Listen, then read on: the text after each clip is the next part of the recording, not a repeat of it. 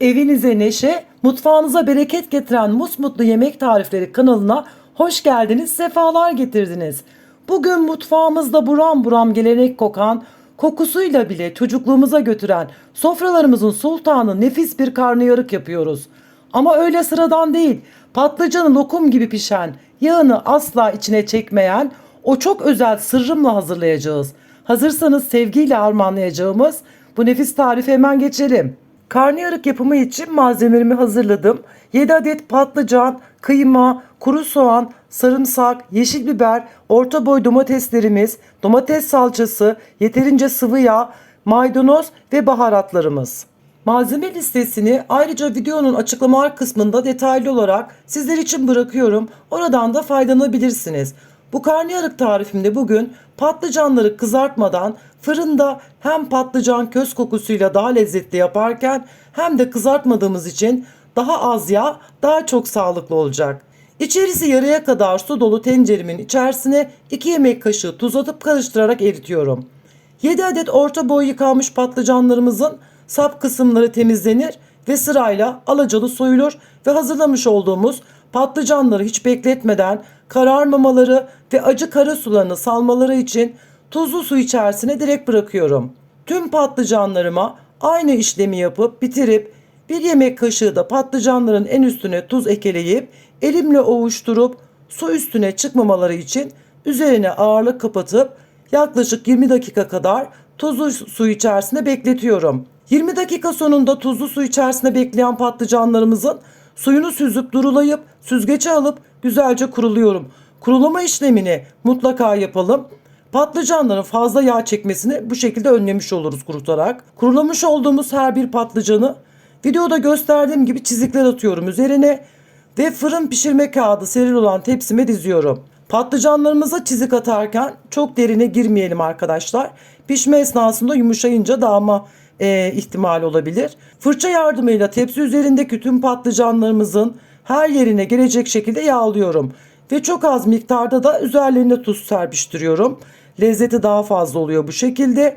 Önceden ısıtılmış 200 derecelik fırında patlıcanlar hafif kızarana kadar, yumuşayıncaya kadar pişiriyorum. Alt üst yapıyorum pişme esnasında. Üstü kızaran patlıcanları ters düz yapıp her tarafının kızarmasını sağlıyorum. Önceden ısıtılmış 200 derecelik fırında önce 15 dakika üzeri kızardıktan sonra ters düz yapıp patlıcanların diğer tarafı içinde 15 dakika kızartıp fırından çıkardım. Patlıcanlarımız fırında istediğimiz kıvama gelirken bizler de bu arada iç harcımızı hazırlayalım. 2 adet orta boy kuru soğan yemeklik şeklinde küçük küçük doğranır. 2 adet orta boy domates ince ince yemeklik şeklinde doğranır. 2 tane yeşil biber küçük küçük doğranır. 5 diş sarımsak küçük küçük doğranır. Yarım demet yıkanmış maydanoz ince ince doğranır. Yıllardır aynı tarifle yaptığım bu yemeği mutlaka denemenizi tavsiye ederim. Gerçekten çok lezzetli oluyor. Uygun büyüklükteki tavamız orta ateşte yanan ocağımızın üzerine alınır ve içerisine 3 yemek kaşığı sıvı yağımız alınır. Yağımız ısındıktan sonra içerisine küp küp doğramış olduğumuz soğanlar alınır. 1-2 dakika soğanlar renk değiştirene dek yakmadan kavrulur. Üzerine doğramış olduğumuz yeşil biberler alınır.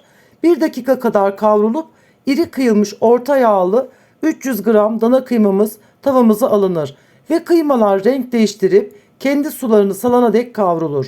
1 yemek kaşığı domates salçası ilave edilir.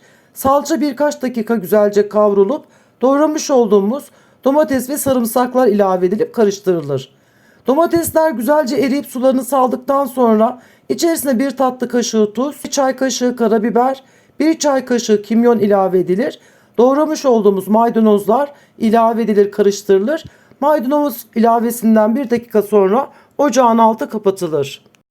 Dilerseniz kare borcamda, dilerseniz yuvarlak tepside, hatta bu haliyle dilerseniz yayvan bir tencere içerisinde bile pişirebilirsiniz.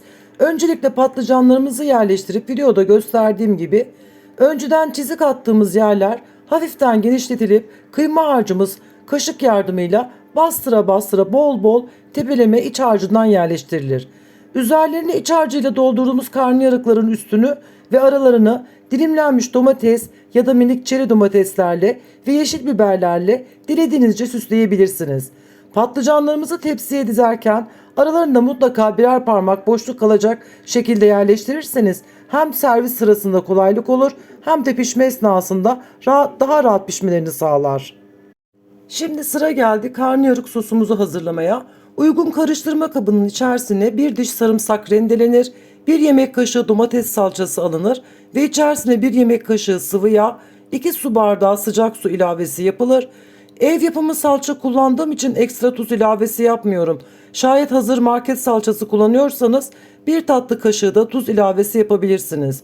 Tüm malzemelerimizi güzelce karıştırıp pürüzsüz hale getiriyorum. Sosumuzu tepsiye dökerken kenardan karnıyarık üzerine denk getirmeden karnıyarıkların yarı hizasına gelecek şekilde sos ilavesi yapılır. Fırın pişirme kağıdını ıslatıp buruşturup tepsi üzerini örtüp önceden ısıtılmış 180 derecelik fırında üzeri fırın pişirme kağıdı ile birlikte önce 20 dakika pişiriyorum. 20 dakika sonunda pişirme kağıdını üzerinden alıyorum ve 10 dakika kadar daha fırında pişirmeye devam ediyorum. Üzerleri yeterince kızardıktan sonra tepsimizi fırından çıkartabilirsiniz. İlk buharı çıktıktan sonra zevkinize göre dilerseniz üzerine ince ince kıyılmış maydanoz serpiştirebilirsiniz. Şayet karnıyarınızı kıyma harcını koyduktan sonra tencerede pişirecekseniz ilk 5 dakika orta ateşte salçalı sosu tencereye döktükten sonra kapağını kapatın. Sosun kaynamaya başlaması için orta ateşte alın. Son 15-20 dakika kısık ateşte sos kaynadıktan sonra ocağın altını en kısık dereceye getirin. Patlıcanlar zaten önceden piştiği için sadece iç harçla sosun lezzetinin birbirine geçmesi ve üzerindeki süs biberlerinin yumuşaması için yeterlidir.